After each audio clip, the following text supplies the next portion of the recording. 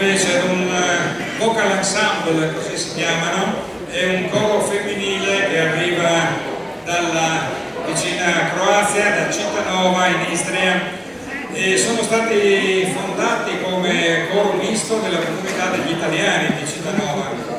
Quando si diventa minoranza si cerca di portare avanti ancora più pervicacemente le proprie tradizioni, la propria cultura. Poi nel 93 si è trasformato appunto nel vocal ensemble come coro femminile e hanno spaziato per quanto riguarda il repertorio da quello che era il canto sacro e il canto gregoriano fino ad arrivare, come sentirete anche questa sera, a eseguire brani della musica contemporanea e della musica pop. Vediamo se stanno arrivando. Ecco, le accogliamo con un grande applauso il coro femminile.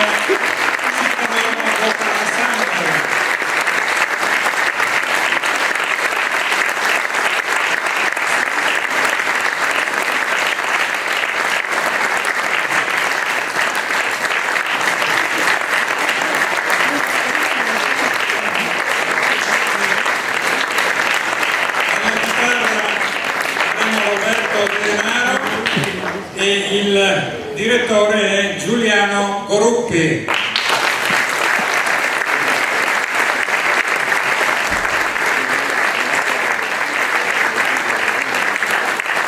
Il coro dispone di una gentile signora che vi presenterà i vari brani dopo il primo brano, quindi il primo brano ce lo fanno a sorpresa e quindi io vi lascio alle loro voci.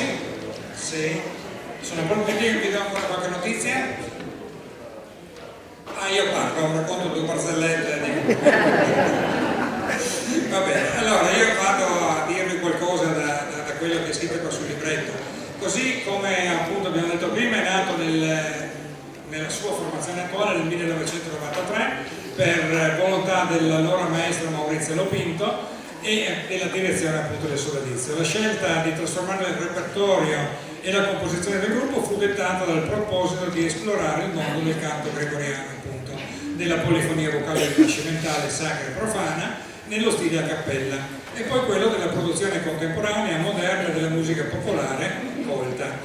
Il gruppo è stato invitato a rassegne e incontri musicali, alle aperture di mostre d'arte, di sedute solenni, avendo anche al suo attivo numerosi concerti in Croazia, Slovenia e in Italia, che hanno conseguito ampi consensi di critica e di pubblico. Ha partecipato al team Torneo Internazionale di Musica, ottava edizione nel 98-99, alla seconda edizione internazionale del Festival di Canto della Valpusteria a Dobbiaco, presenziando alla sesta edizione del Festival Corale Internazionale Cantate Adriatiche 2008 nella Repubblica di San Marino, come pure la prima edizione del Festival Internazionale Cantate Croazia 2009 di Pola. Nel 2010 ha registrato il suo primo CD con brani di polifonia rinascimentale sacra e di musica contemporanea e spirituals. Perfetto, tempistica, cioè neanche l'avessimo, ci siamo messi d'accordo. Ci siamo messi d'accordo. Perfetto. Se cantano così come è simpatico il maestro, non è più di tormento. Stasera restiamo qua e ci facciamo cantare tutto il repertorio. Bene, un applauso a Cittadova.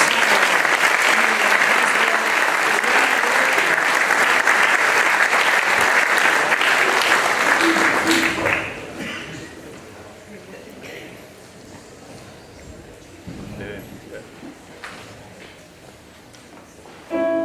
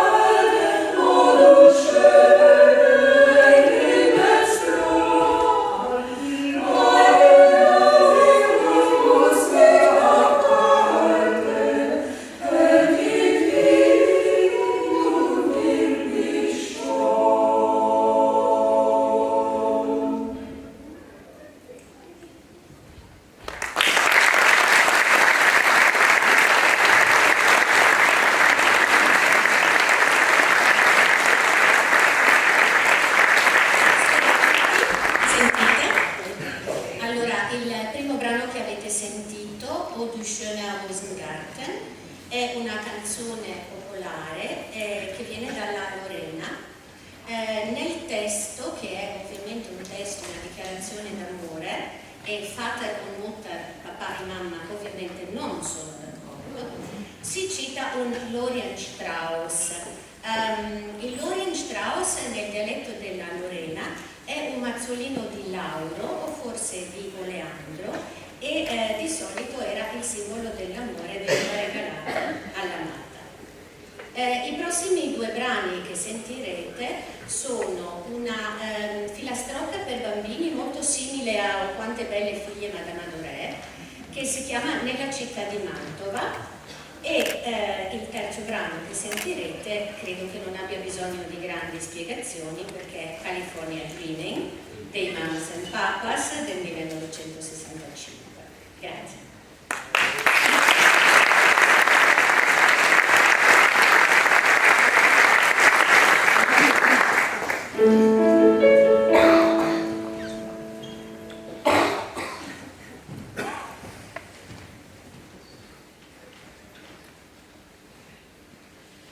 Nella città di Mantova c'era una bella, il re che la sapeva volle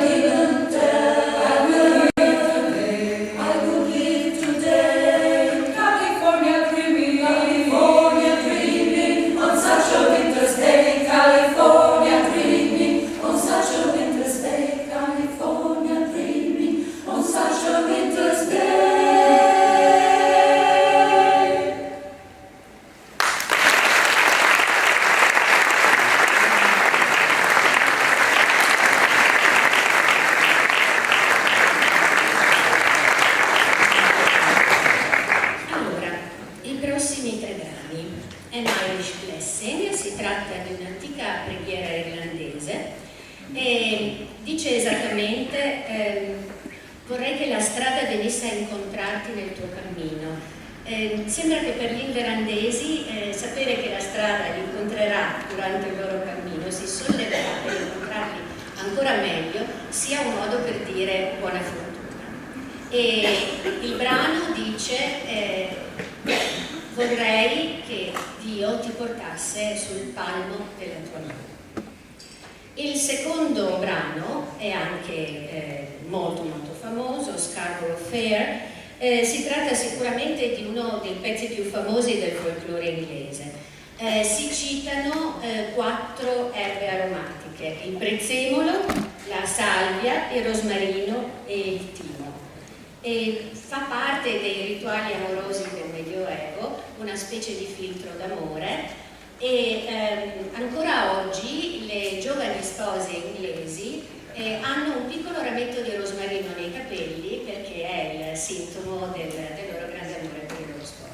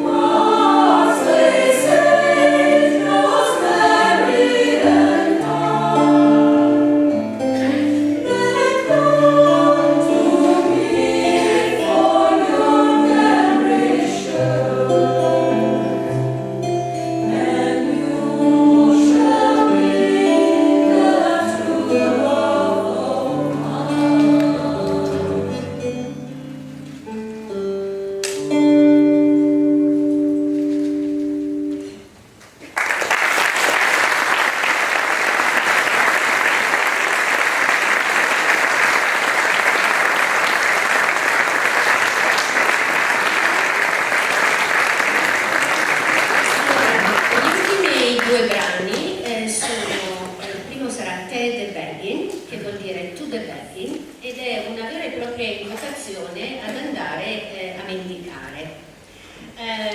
Questo è un brano molto molto antico, sicuramente con una melodia irlandese ma con un testo scozzese ed è la tipica canzone da osteria.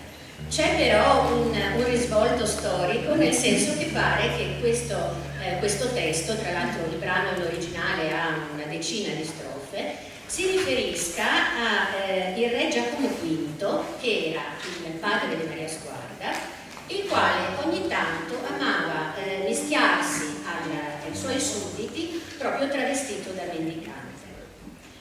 L'ultimo brano che sentirete questa sera invece è Stella Splendens, e qui stiamo parlando del libro Vermeil de Montserrat. Allora, si tratta di un codice del XIV secolo che si è salvato solo in parte perché il monastero di Montserrat, che è vicino a Barcellona, è stato devastato dalle truppe napoleoniche. Allora, bisogna dire che nel Medioevo non esisteva una vera e propria separazione tra la musica sacra e la musica profana. Quindi voi sentirete una melodia che è tipica della danza, con un testo invece in latino che è veramente un testo sacro. I pellegrini che si recavano a piedi a Montserrat, che era appunto un luogo di culto, un luogo di pellegrinaggio, avevano bisogno la sera di avere una musica che li intrattenesse, specialmente quando cercavano riparo per la notte nelle chiese.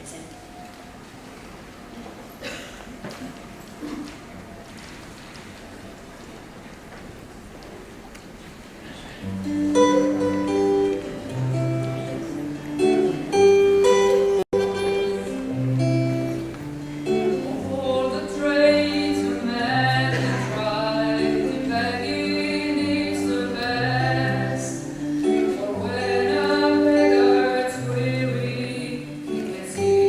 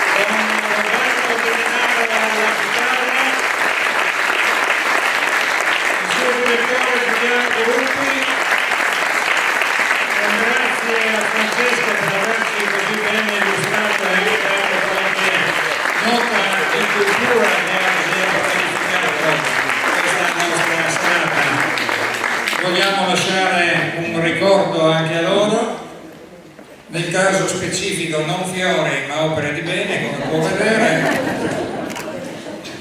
Chiamiamo anche, certo, vedo partire rapidamente una signora del vocal ensemble e quindi deduco che chiamo Tiziana perché come presidente nonché organizzatrice di queste serate. Tiziana, vieni perché credo che la signora sia andata a cercare qualcosa